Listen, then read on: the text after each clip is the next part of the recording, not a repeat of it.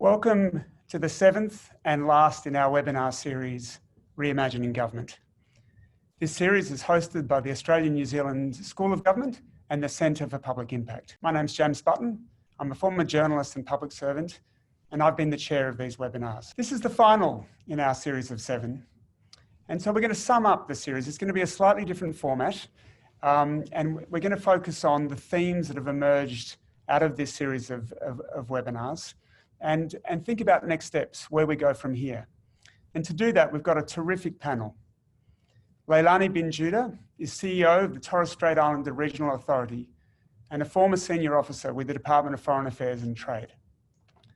Larry Kamener is chair of the Centre for Public Impact and was founder of Boston Consulting Group's public sector practice.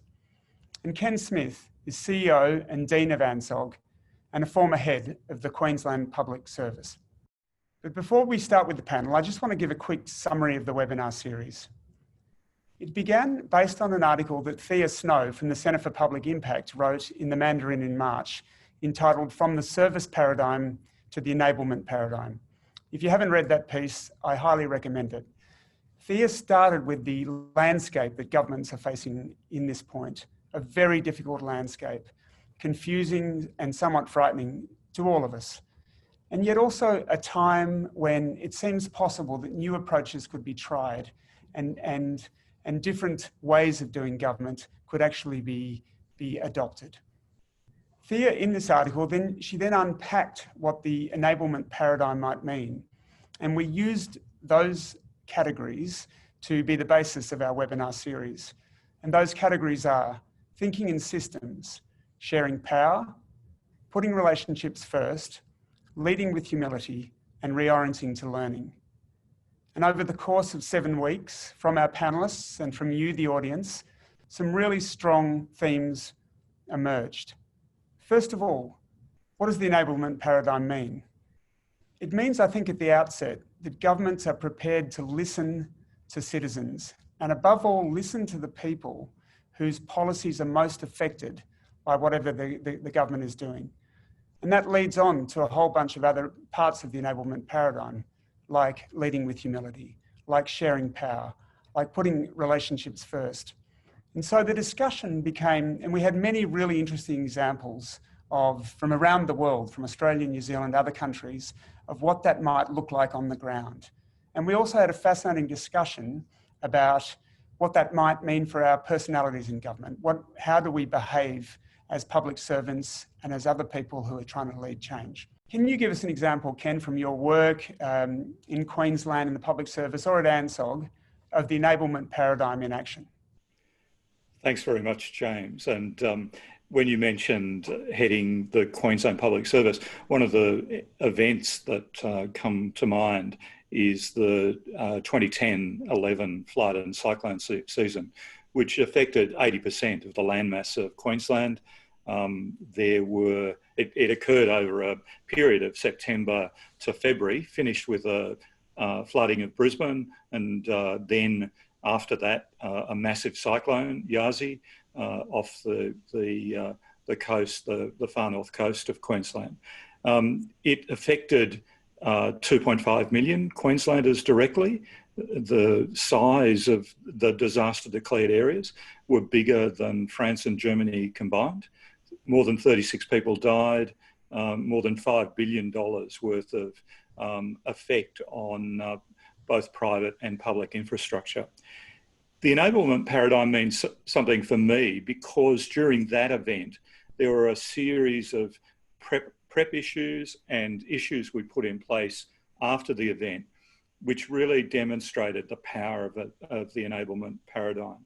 And just very quickly, the thinking in systems, that is, you need a whole of government approach. You in fact need approaches that bring local communities, civil society, the federal government and the state government together.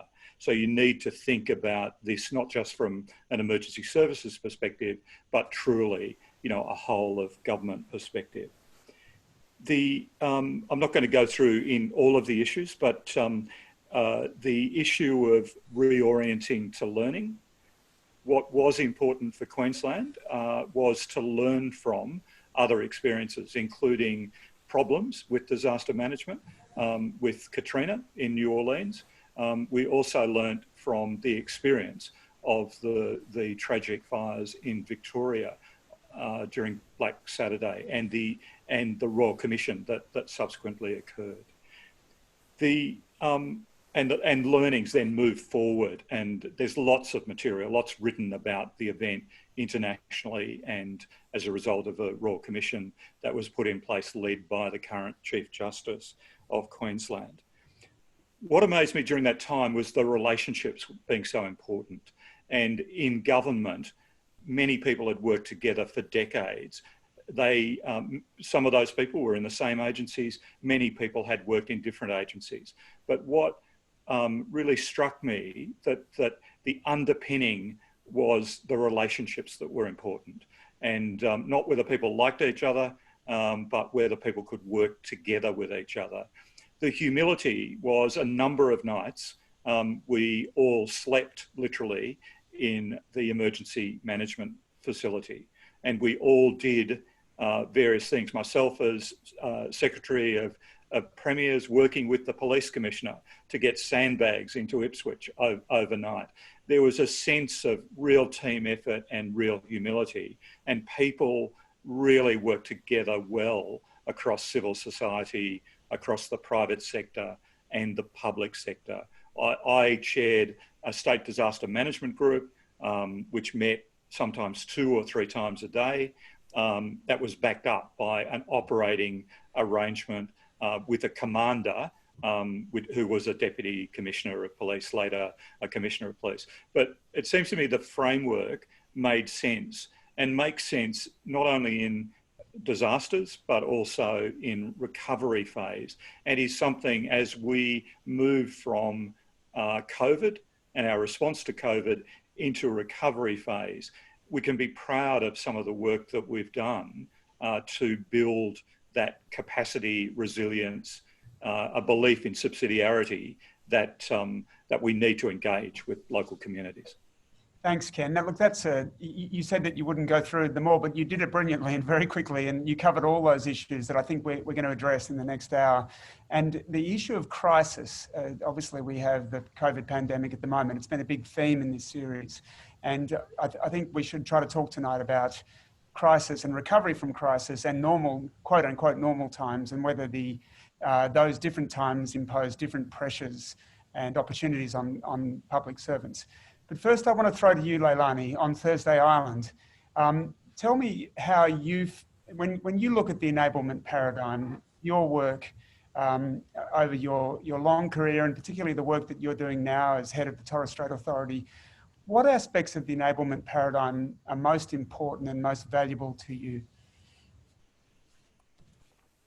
Well, thank you very much, James. And firstly, if I could acknowledge the traditional owners whose country we meet on today. For you, that's down in Melbourne, and for me here in the Torres Strait on Thursday Island, it is the Kamener Nation.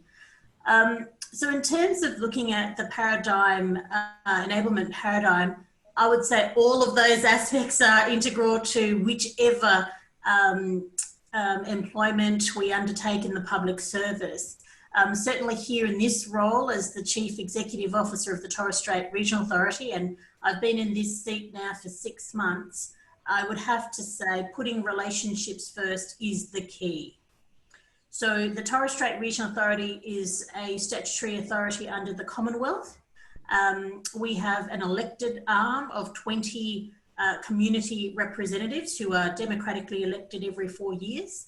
And then we have the administration, for which I head up. So the two sides, both the elected arm and the administration, have to work together to deliver programs, services and policies in the region for Aboriginal and Torres Strait Islander people. So understanding our importance and the ability to move within both Western philosophies of working in systems and cultural ways of working is really important. It's almost like a ballet dance on a daily basis. And quite often you'll hear people in this region talk about the balance between LAW, meaning Western philosophy, and LORE, which is cultural philosophy. And the two are quite strong, and at times there can be tension between the two, but our job as public servants, and certainly in the senior leadership, is to find ways and pathways to provide opportunities for both parties to come to agreement. At the end of the day, we're here to serve the public, and we have to deliver effectively the investment that the government and certainly the public provide for us. So I would have to say, looking at all those different aspects, the number one thing for me would have to be putting relationships first, because it is very much around partnerships. Policies and programs are about partnerships to deliver on the ground to affect change for our constituents. Thanks very much, Leilani. You've also touched on some issues that we've looked at in the course of this series, the relationship between Indigenous forms of practice and mainstream forms of practice also came up with some of our speakers from New Zealand over the time. So that's something we might also look at. It's a really important theme that's emerged. Larry, if I can throw to you now, the polls have shown that the two parts of the enablement paradigm that people that have resonated most with people are thinking in systems and putting relationships first, which Leilani also talked about. Tell me about your take, Larry, on thinking in systems. In what way do you see that as important to the business of government? And then if you have time, we might talk about putting relationships first.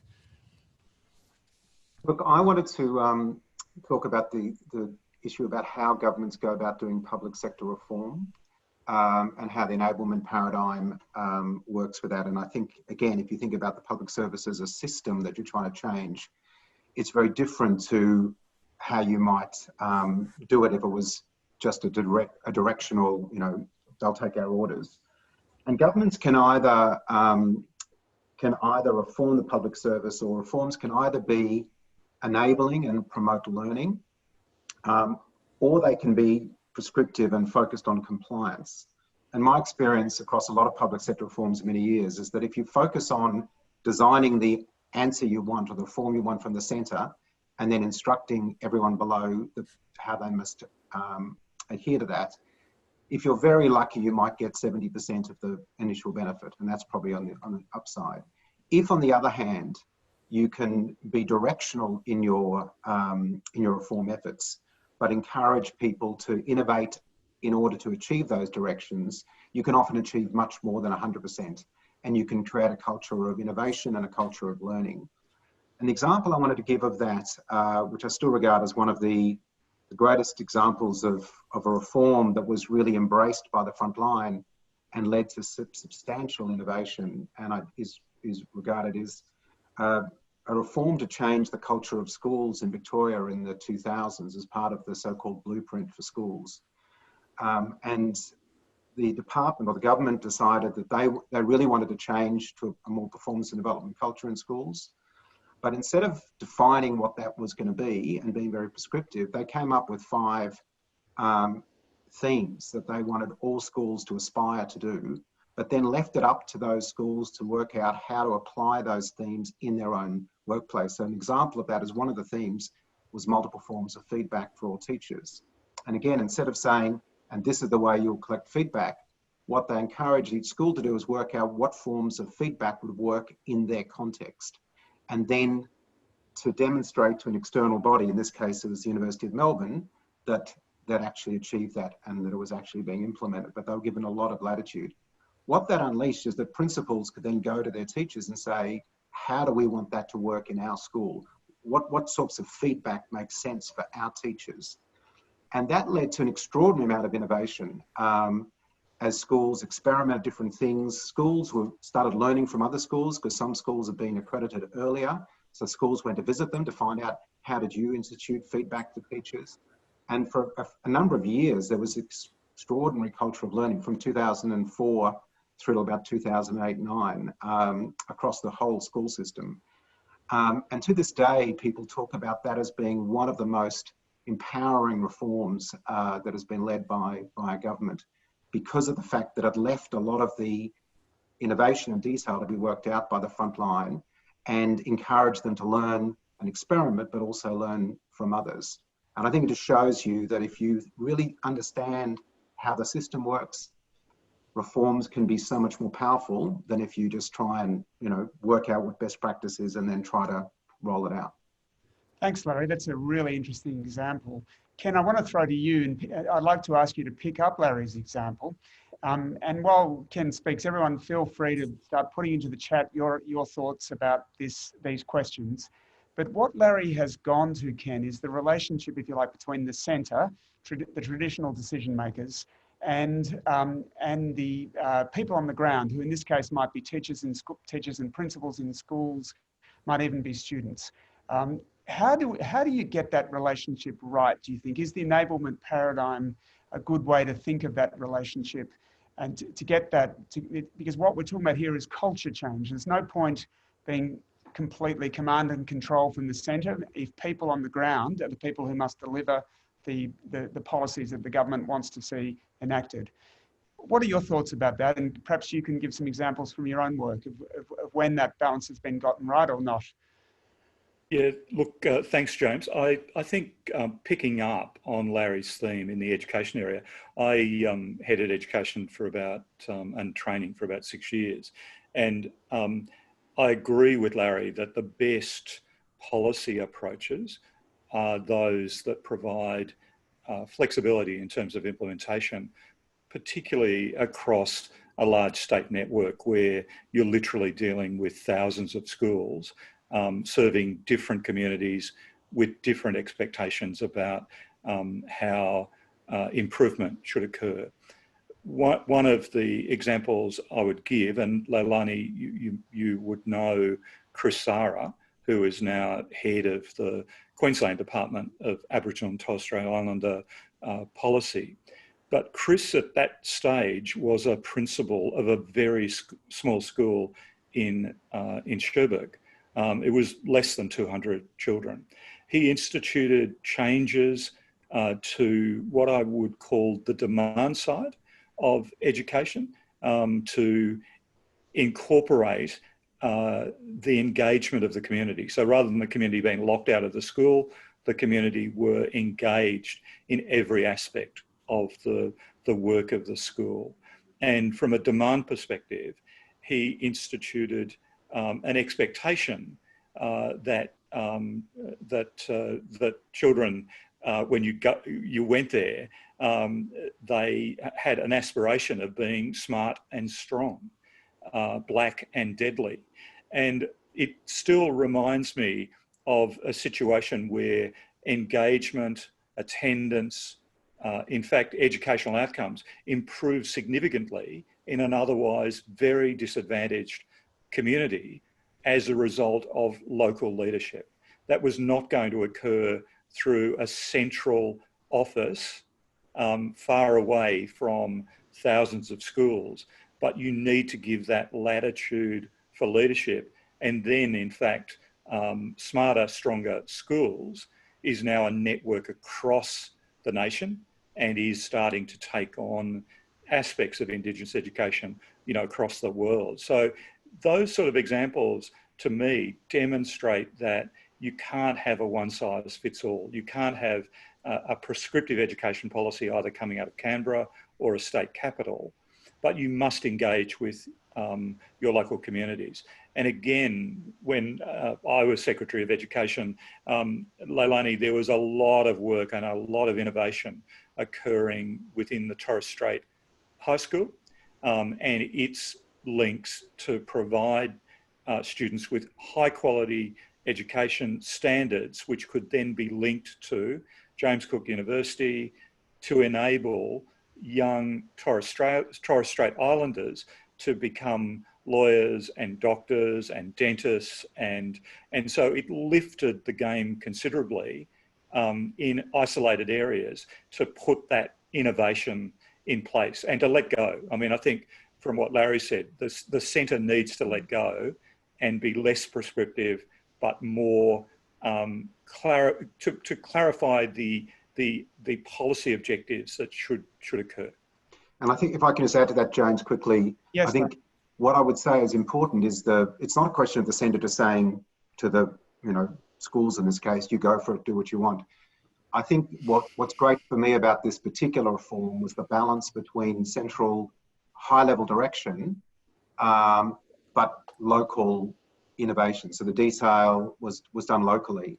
But the centre still gave some broader direction. In this case, we want a performance development culture, and we've done a lot of research, and there are a number of themes, including multiple sources of feedback for all teachers, which are important. But how you go and do that, we want you to do that. So I think there's a balance there that's important. And the other thing I would say, people often focus on union opposition to reforms, such as feedback for teachers.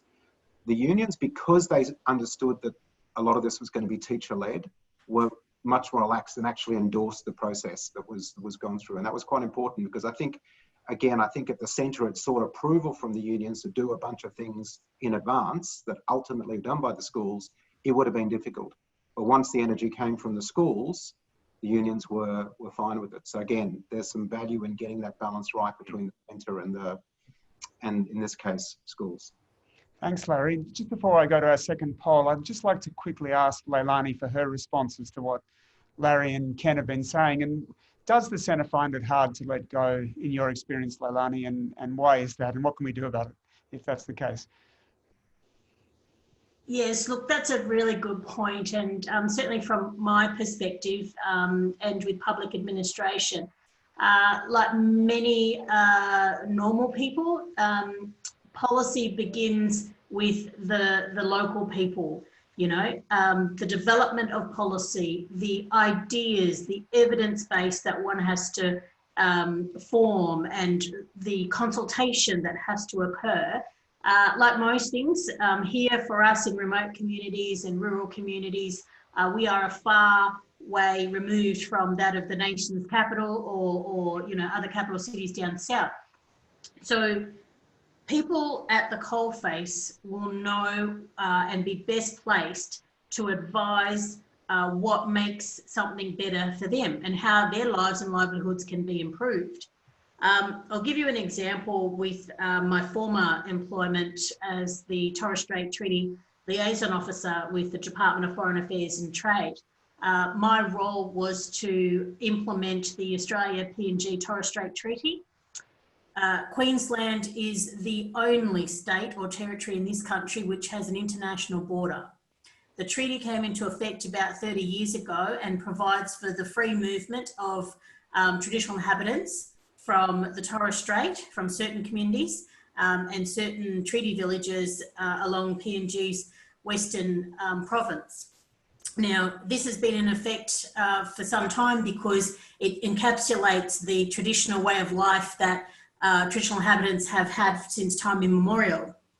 And one of the important things in implementing the treaty and certainly foreign policy, the key to improving some of the issues and long-held problems was, of course, to talk to key traditional inhabitants to try and address some of these things. Now, it did take a long time, and I'm here to talk about quite a few agencies were involved in the implementation of the treaty, from immigration to biosecurity, health, you name it. And so Foreign Affairs was the holder of, or the main organisation to encourage greater dialogue with traditional inhabitants. And my role, coming from a remote community and being Indigenous, of course, we have different ways of working. So we originally started out talking to our traditional inhabitants to say, well, we do know that there are a lot of hurdles and obstacles, so how do we address this?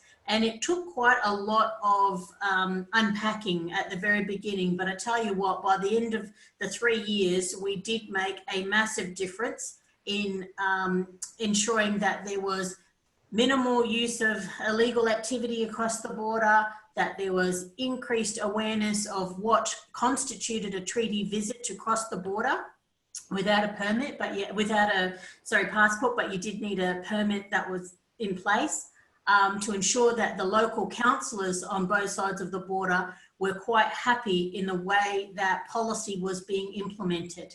And so I have to underscore the absolute value in ensuring traditional inhabitants, that's what we're called under the treaty, but local Indigenous people, have a seat at the table from the very beginning, right through to the very end, because we still have to live and breathe and work in this region. Agency heads come and go. So at the end of the day, if you want something done and done well, so then the government is not forever repeating cycles, then you have to have Indigenous people at the table. I'll probably pause there and just check in, James. It's a great example, and I'm sure it reflects what Larry was saying, the important point Larry was saying about balance there, that you need both the centre and the people on the ground working together. And I think your example, while clearly critical for Indigenous people in your part of the world, also has much wider applicability. We're going to run a second poll now, because another big theme of our webinar series has been, what are the blockers to the enablement paradigm? Why is it so difficult? There's been a lot of consensus in this series that the enablement paradigm is the way for governments to go, but also increasingly over the course of the webinars, we've managed to surface some of the problems that exist. Things like, how do you scale up a really good initiative? How do you measure the success of an initiative when all our measurements tend to be very conventional? And I guess critically, how do you overcome a culture of fear and of risk aversion inside government?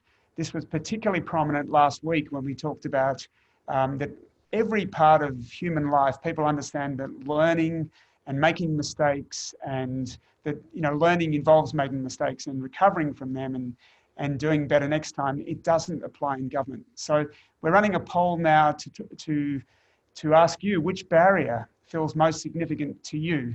And while that poll is running, I want to come back to you, Ken. When you look at the blockers to the enablement paradigm, what is foremost in your mind? What is most difficult, do you think, to overcome, and how do we overcome it? I think, James, as Leilani was talking and going back to the education examples that Larry mentioned, we struggle with subsidiarity. As Leilani mentioned, the issue is we can have initiatives that work for particular periods of time, and then there is a tendency to want to centralise decision making or move the policy posts to a different point. Again, so I think the blocks to a certain extent, are political. And if I could relate this to the trust issues that we know, trust has bumped back because of governments taking expert advice through COVID. But if we look at the patterns, what comes through really interesting is the community, the level of trust actually increases the more local decision-making is to people, which I found really, really fascinating. So the big declines in trust in Australia, particularly over the last decade, have been at federal level, less so at state level, and definitely less so at local level. And AJ Brown has done some really interesting work that looked at what people believed in terms of the way that government should operate. And the most fascinating thing over basically a 9-year period where people began in their feedback to say we should just maintain a status quo of 3 levels of government. Then 10 years later, in fact, the biggest single feedback from community surveys was people saw the value of national, state, regional and local. Now, not necessarily government, but I would bring in the term governance. And as Leilani is CEO of the Torres Strait Regional Authority, we struggle with the concept of, if I could say, I'll mention the word, sovereignty of communities to in fact make decisions that will be of benefit to them. They know that they're best placed to do that, but a lot of the power in our system, the resources in our system, the voice of our system is actually pulled up to the centre rather than pushed down in a system that really values subsidiarity to the fullest extent. That's really interesting, Ken. I'd like to ask you, Larry, to pick up Ken's point. The poll has shown that the clear winner in terms of blockers is structures and systems which don't support the way of working, the enablement paradigm that we're talking about. I had thought it would be a culture of fear, but clearly people are very focused on this issue. What's your response to that, Larry? And what's your response especially to the point that Ken made about subsidiarity when we're a national system, right? We're a nation, and ultimately some critical decisions have to be made at the national level. So look, I think there's some interconnectedness between the different barriers here, because this issue about structures and systems between a barrier, I think also relates, the culture of fear is people try to do things a bit differently. There's always the concern that they'll get into trouble. If things go wrong, people from the centre are being told to innovate, and as long as things are fine and try things differently, they're allowed to get on with it. But if things go wrong, they get into trouble. At least there's a perception they will do. So I'm a big believer that there is an incredibly important role for leadership, and probably most people on this call have got some aspect of leadership in how we set the tone collectively to enable people at the front line to innovate and to try different things, and to sort of make the subsidiarity that Ken talks about a real thing, not a theoretical thing. And I want to give you one example of that, and it's a story about Jeff Kennett, and it's not the typical story that most people who know Jeff Kennett would think about with him. So it's in the field of child protection, and child protection is one of these areas that, as most people would know, is heavily regulated. It's a very difficult area where child protection workers are constantly either in trouble for taking kids away from their families too much, or because they haven't taken them away and something bad goes wrong. As a result of that, there's been a lot of inquiries, a lot of rules set around what they can and can't do. It's a highly regulated sector. So what happened in this particular case, we were in the mid-90s, was sadly a child that had been the family had been under the watch of the child protection people in the area of Geelong, was not removed and died. And one of the major newspapers the next day was scathing in their assessment of the child protection workers who have failed to, do what they should have done. And it was, what a hopeless system, error-ridden, etc., that had led to this unfortunate death. Jeff Kennett was Premier, heard about this, saw the newspaper headline, asked his driver to drive him down to Geelong, to the DHS offices, and asked that all of the child protection workers from the Geelong region be there. And I can only imagine what they were thinking about. They'd seen the headlines, they knew about the death, the Premier was coming and wanted them all to be there. And so they're all assembled. And Jeff Kennett said, I just want to let all of you know that I think that you have the most difficult job in the whole of the public service. And I want to let you know that I'm backing you 100%.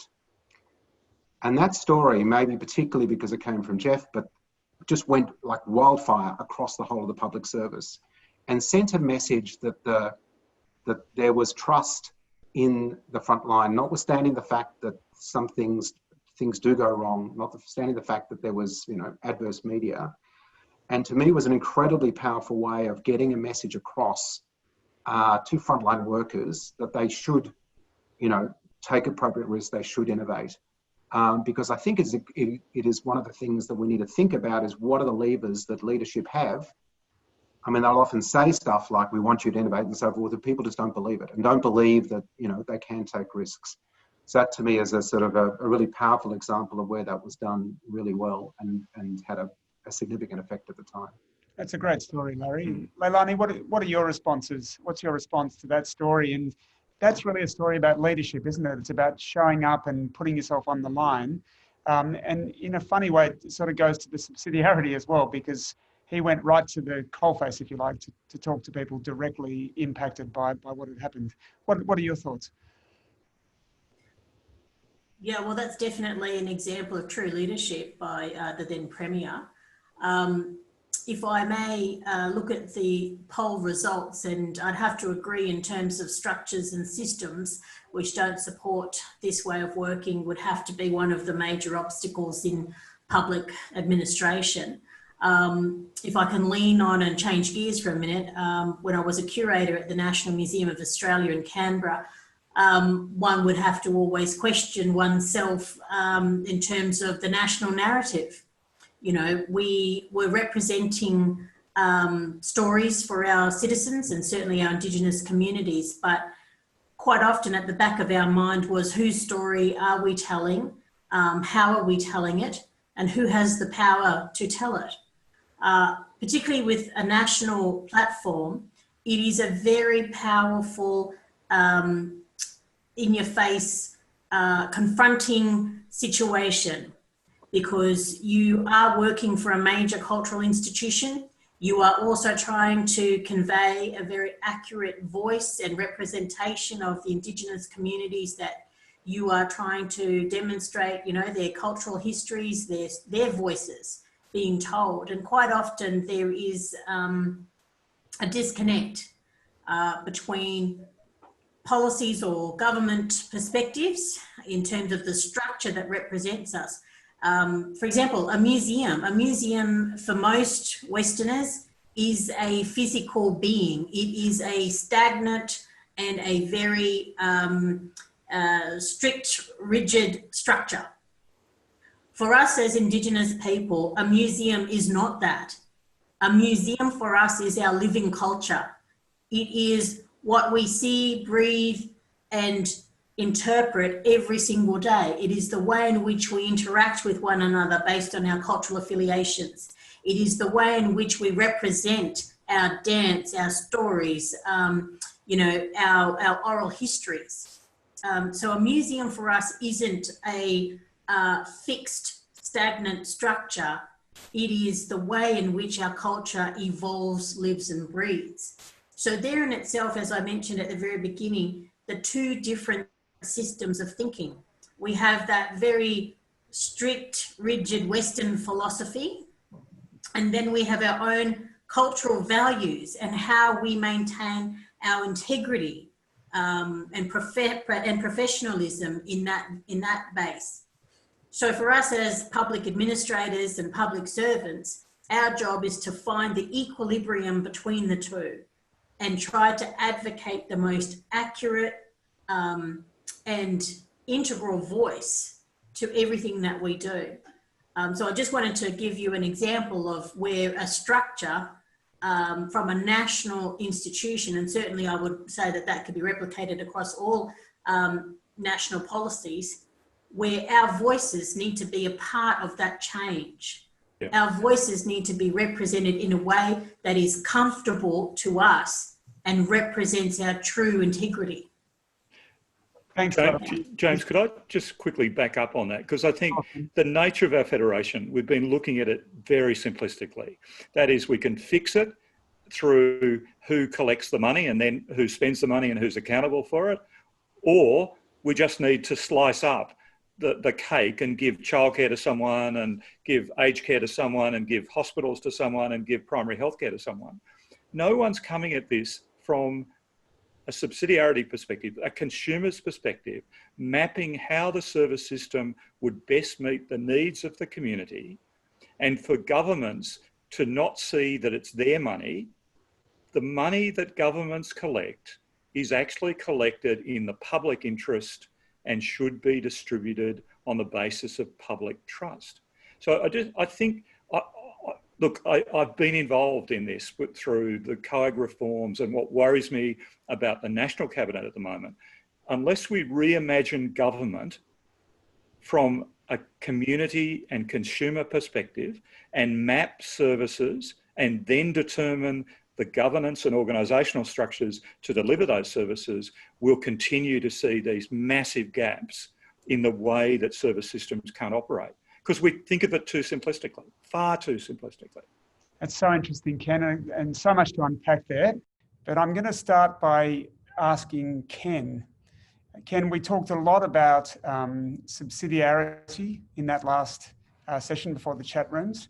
I don't know if you attended a chat room, but I'd like to get you to reflect on it. It seems such a logical thing to do. People closest to the decisions being the people who make the decisions.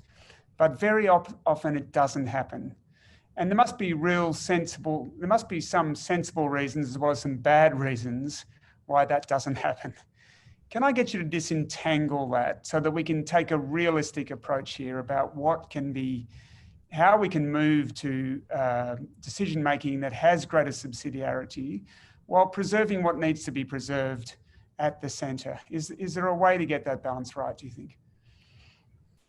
Look, it is really difficult, and I think we're cutting really across issues of the fact that much of our political system obviously is based on meeting sectional interests, and what we want our governments to do is to work in the public interest.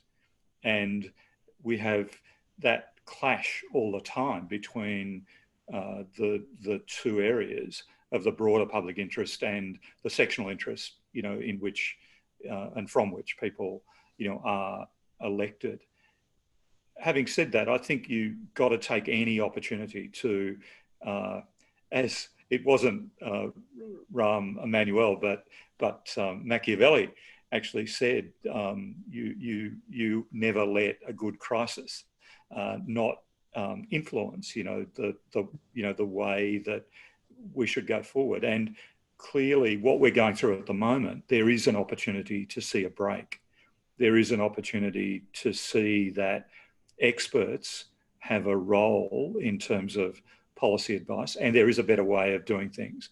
And I am optimistic that by moving the dial to what is it we want to achieve, rather than the concentration on the political processes that drive, a more ideological and partisan approach, then we could achieve, far better outcomes. We've demonstrated that we can do that. There's a lovely little book, and I'll put in an ad for ANZOG and ANU, which outlines Australian and New Zealand policy successes rather than failures. When you look at Australia's response to HIV/AIDS, it demonstrated that government facilitated a response that had the best outcome in the world in terms of the protection, of the broader community, by not, going back to Larry's point, by not being prescriptive, but funding communities who understood working with IV drug users, etc. I think, Howard's intervention after the Point Arthur massacres was a really interesting issue of working in the public interest and potentially taking on sections of his own constituency to introduce gun law reform at the time. The value that came back was in quits. People saw that was in the public interest, not in a sectional interest. So I have, part of me has a view that if the political system can get the positives and the positive reinforcement, that you can achieve good outcomes by different sort of processes, hopefully they'll pick that up from time to time. So we've got examples, but I think the problem is those examples don't necessarily, some last, like that example. We've got, on the other side, just leadership in issues like plain packaging of cigarettes. Just amazing public health outcomes that sectional interest didn't like, but was good public policy. I think there are a range of those areas, but we need to get to a point that people feel that that trust by the public is in good government, that they want government, they see government as a positive in their life rather than marginal to their real interests. Thanks, Ken. And you've highlighted a key issue of this whole series, which is the times we're living in now. With it's some days it seems that government is governing from crisis to crisis. Even before COVID, we had clearly the gathering crisis of climate change.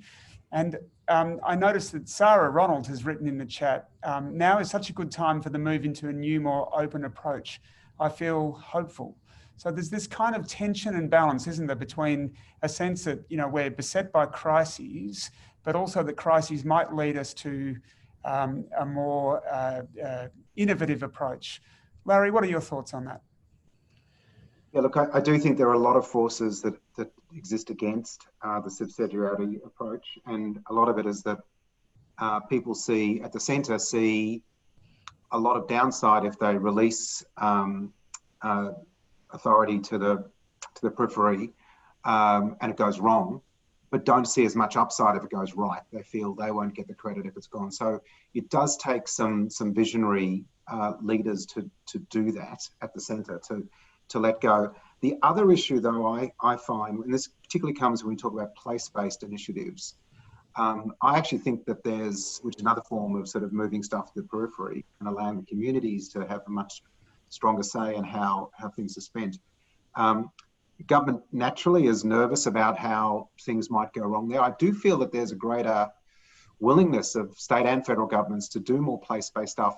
There, I think one of the blockers, in my view, has been the confidence in local leadership. And is there the right leadership in the local community? If there was, I think governments would actually be prepared to let go. And there's a chicken and egg problem here. If you want to attract leaders, whether it's in schools or in communities, the really good people to step up and to be local leaders, you've got to give them enough authority that it's worth the people with good leadership aspirations to step up, or capabilities to step up. If you don't, then the right people won't be attracted. So I'm a big believer that one of the ways that we're going to deal with this over time is building that local leadership capacity, be it at local government, be it in community leadership, be it in schools. And I think that systemically, that is one of the ways in which there will be more confidence from the centre that actually more stuff can be let go. Thanks, Larry. Leilani, let me throw to you. How much do you think pushing forward from here is about change coming from within government, and how much is it citizens outside putting pressure on government to change? And I might also get you to reflect on this moment that we're in now around crises, and whether that is an enabler of change or makes it harder. Look, that's a very good point, James, and I would say it's probably a two-pronged approach. I think you need both. I think you need people within the system who can change the system, and you also need those who can influence the system from outside. They're people like your lobby groups, interested stakeholders, you name it. But I believe there's a role for all groups to come together, because if I can just bring it back to policies cannot be developed by one group and one group only that think that they've got the right idea. Diversity, inclusivity, all of these things, because everybody comes to the table with different experiences. As you're fully aware, Indigenous Australia has a different history with government and government policies. So we already come to the table with a very different set of experiences than the ordinary citizen in this country. However, having said that, it's all about taking the good with the bad, but making it something constructive that all parties can work with. So quite often in the circles that I'm in, there's a lot of talk as practitioners. If you want change, you have to be the change. And for us as Indigenous people, it's very difficult to work within a government regime simply because of our histories and legacies. However, one has to rise above that. And if we want change for our elders, our elderly people and our future generations, we have to step up to the mark and take that head on. And that's why I'm where I am, because I thought I want change. I want change for my region. I want change for my country. I want change for my communities. And the only way one can do that is to step up, be counted. However, I come to the table not as one single person. I come to the table with the blessing of elders, with the blessing of cultural advisors, with the blessing of women, of communities, of many people. So within that, I feel quite supported. And our leaders, of course, our community leaders. And quite often when I did get this job, people would meet me in the street and they'd say to me, "Good on you, you need to be strong to be in that seat." So I embrace challenge. I'm not a person who will duck from it. In fact, I take it head on, because if you want change, you have to be the change. Thanks, Leilani. Okay, we're getting close to the end. I'd like to get each of our three panelists to reflect on this. Let's say, I want you to think about, let's say 5 young public servants come to you and they say, we want to introduce the changes that have been discussed here, the enablement paradigm. We're ready to go, we're keen. What do we do? Should we stay in government? Is that the place to be most effective? And what do we do tomorrow? Don't tell me about the long-term goal. Tell me what we do now to make this a reality. Ken, I'm going to start with you. Okay.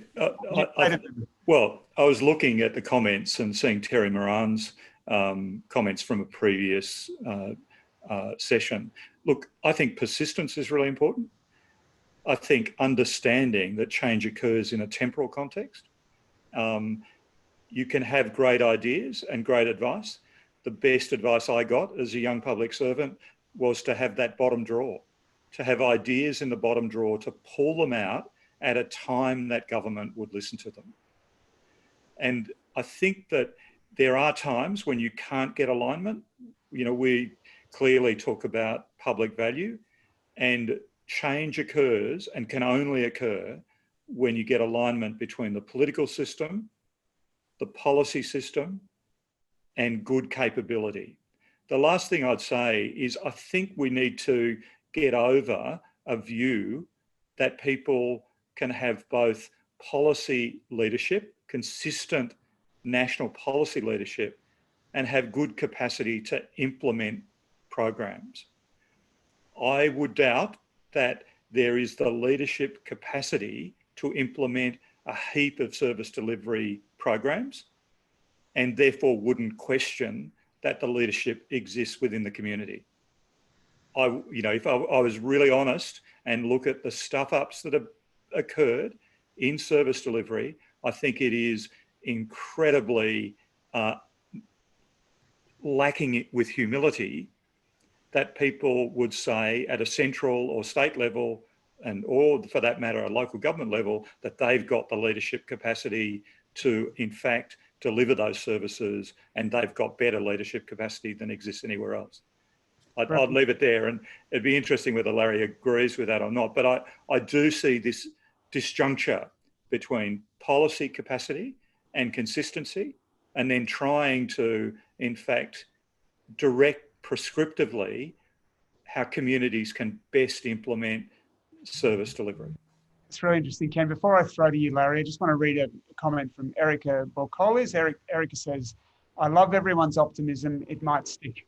And one of the themes has been, I think one of our panelists, Shubho Banerjee, said last week that part of the task here is really just to start changing the conversation. And it's not easy. The path forward is not clear. But if the people who've been in this webinar, which is a large number of people, start seeding this conversation more widely, that is obviously going to be a spur to change. Larry, what would you say to those young public servants coming to you and asking you what they should do now to advance these issues? So I think they need an angle with how to sort of get the attention of their seniors. And what I've found to be very powerful is if they could get as a group or with their colleagues, say to their seniors, we want to learn the lessons from some recent policy implementation failures, which is something I think the public service doesn't do enough. They'll talk up successes, and even today we talked up successes, but and they should then take some of those and get people around the table, get the license to get people around the table. And you'll find, leadership will go, yeah, sure, we should learn the lessons from what we failed. But then get the people from the centre, from other agencies, from the front line, from the community who are somehow involved, get them in a room to say, why didn't this work? And what can we learn from that? And I think you'll find in a very high proportion of times, failure actually comes about because of the lack of buy-in from critical people. Yes, there'll be technical failures, but often people have failed to understand what it is that people really think, well, what do people on the front line really think about it? And I think that becomes a way into this question of how do we do things differently going forward?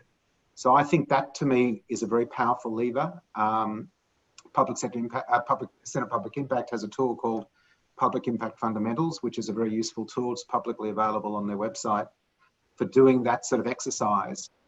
That is a very powerful way of grabbing people's attention about why we need to do something different. So that would be my advice. Thanks, Larry. Leilani, take us out, if you would. What are your final thoughts on? Firstly, I would say come visit Torres Strait. I just saw you out the window, Leilani, for the first time. It looks just absolutely beautiful. Yeah, you can just see the ocean view just outside my window. Sorry about that. So give us your final thoughts on these. Where do we go next, do you think? Where do we go next? You need to spend time with the communities or the constituents that you represent. My nugget of knowledge and nugget of gold for those that are in this webinar tonight is know your people. Know the people that you represent and the policy or programs or services that you're developing. You've got to get out there. You've got to get out in amongst it, whether it's in the communities, whether it's in the bush or wherever. You need to get out and talk to the people that you represent, because they're the ones who are going to help you deliver good public policy. At the end of the day, you're more than welcome to come up to the Torres Strait, because here we coexist with Aboriginal and Torres Strait Islander people. And the policies, programs and services that we deliver requires a very solid, substantial engagement with both sides of the coin. And I've got to say, I've enjoyed being in this role very much, because for the first time in a very long time, we are now uniting and mobilising as one voice. And I have to say, as an Indigenous person, I'm quite proud of that fact. Thanks, Leilani. I think you're going to get some visits. So many you might come to be sorry about that. But that's a wonderful place for us to end. And also you end on a note of optimism, which is really, really important. And it's been a key feature of this whole webinar series. So thank you, Ken, Larry and Leilani, for your great contributions today. Before we close, I just want to quickly thank three people who have been absolutely central to the success of this webinar series. Thea Snow from the Centre for Public Impact, whose article kicked the whole thing off. Daniel Gray from ANSOG, who's done a terrific job. And a special thank you to our tech guru, Chris Oladogba, who's in London. Chris has done a brilliant job running these webinars. And because of the time difference, he's had to get up earlier than he's ever got up in his life before. So thank you, Chris. But above all, thanks to you, the audience. I really have been so impressed by the participation levels, the energy, the enthusiasm, the great ideas. There have been people in this series, people in the audience who've come to every single webinar, and the Reimagining Government pewter mug is on its way to you in the post. So thank you all for coming. Now, we want to keep in touch with you, though. The Centre for Public Impact is planning to, wants to keep these ideas going. It intends to send an email to everybody who's taken part, considering how we might take this conversation further. We don't want it just to be a closed webinar series, but we want this to be the start of a conversation going forward. So please keep your eye out for that as well. So thanks everybody for coming to this final webinar, and we'll see you again. Thank you. And thanks to you, James, for having done a fantastic job facilitating. It's been a great pleasure, Larry. Really enjoyed it. Thank you. Yeah, thanks, James. Thanks, everyone.